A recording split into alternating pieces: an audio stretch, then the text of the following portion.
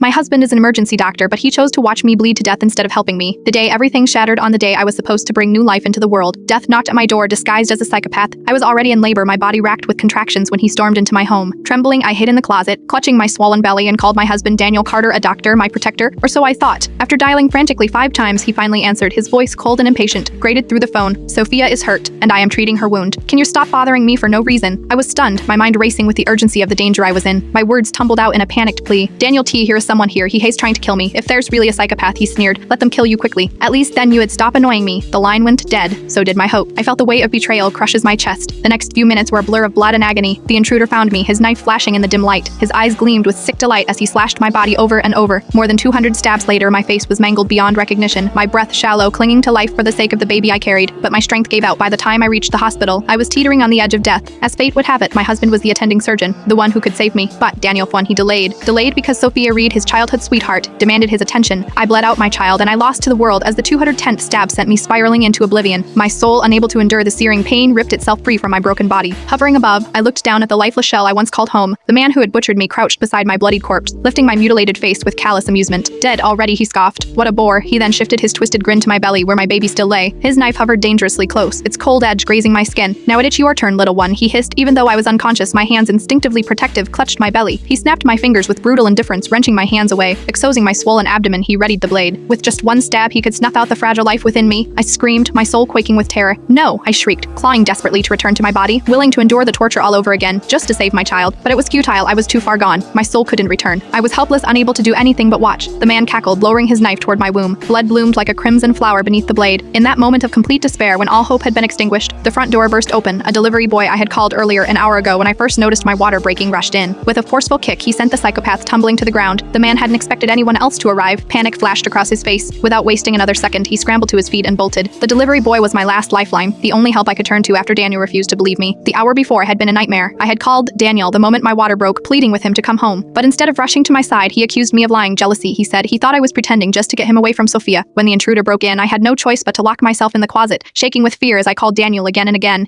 His response chilled me to the bone, each word cutting deeper than the psychopath's blade. Amelia, he scoffed when he finally picked up. How many tricks are you going to pull? First you say your water broke, then someone's trying to kill you? What's next? Are you going to tell me you were dead?